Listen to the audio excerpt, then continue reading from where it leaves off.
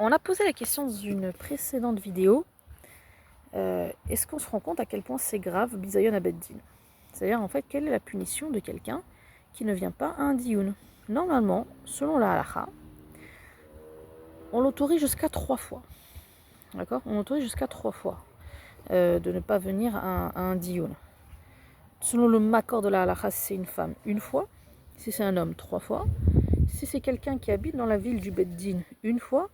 Le Pitré de Chouva, il a été clair, il a tranché qu'en fin de compte, aujourd'hui, comme on est tous tarot de la Melacha, que ce soit homme, femme, ville, pas ville, tout ce que tu veux, tout le monde a le même statut, c'est 3 fois. S'il ne vient pas, on l'attend toute la journée, s'il ne vient pas, on le met en idouille. On le met en idouille, c'est-à-dire que on l'exclut totalement de la communauté, il n'y a pas mignane, personne ne lui adresse la parole, etc. etc.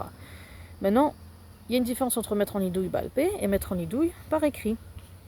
Normalement, si on se base uniquement que sur la parole du Shaliar Beddin, qui de toute façon est tout le temps Neheman et il est tout le temps crédible, eh bien, on ne peut le mettre quand même, malgré tout, qu'en idouille balpé. On ne peut pas encore écrire de ce qu'on appelle dans le langage de la Pitra Shel Shamta, c'est un shtach nidouille, c'est un contrat de nidouille, parce qu'en fait, ça va forcer celui qui ne vient pas au Beddin, donc le nidba, ça va le forcer à payer le sofer. Et on ne peut pas, il y a un principe dans la halakha qui dit qu'on ne peut pas être motzi mamon à l'aider edechad, c'est-à-dire qu'on ne peut pas faire sortir de l'argent par le biais d'un seul témoin. Il faut qu'il y ait 2 témoins. Il faut qu'il y ait 2 témoins qui confirment que le gars il veut pas venir. Il veut pas venir le gars, il veut pas.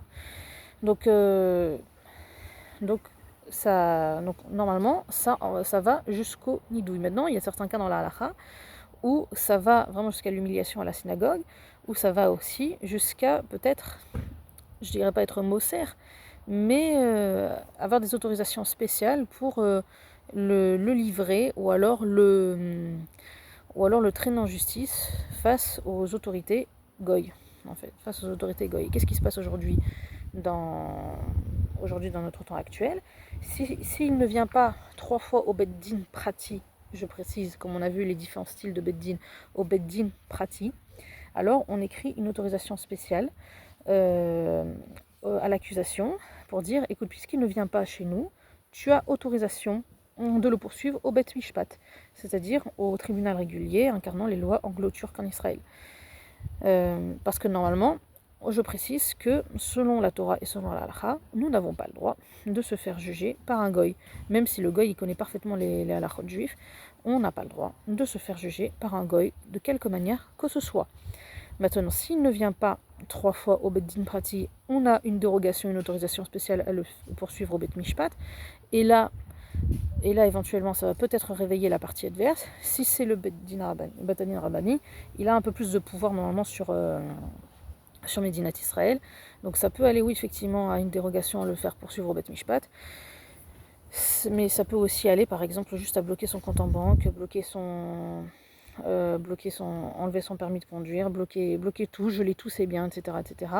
Et dans certaines communautés aussi en Israël, Haredit, on peut aussi appliquer cette notion de nidouille et de l'effarsem dans les réseaux sociaux, dans les rues, etc., etc. La tête de la personne qui ne veut pas venir au Beddin. Ou alors ça arrive très souvent aussi que maintenant, ce qu'on a trouvé comme solution, c'est qu'un homme qui ne veut pas donner le guet à sa femme, eh bien, on lui met la honte, en fait. On lui met farcem, en fait, son visage, et on le met en idouille, c'est-à-dire que, il est là, il n'y a pas mignane. On empêche toutes sortes d'institutions, comme par exemple la banque, ou le bitur, etc., etc. On fait en sorte que personne ne soit mitasakito, c'est-à-dire que personne ne puisse faire une quelconque affaire avec lui, personne n'a rien acheté chez lui, on n'ouvre pas son compte en banque, on le bloque, on ne lui enseigne pas le permis de conduire, etc., etc. Donc un homme qui ne donne pas le guet à sa femme, il est dans une situation de nidouille, un nidouille moderne, mais un nidouille, c'est-à-dire qu'on l'empêche de vivre.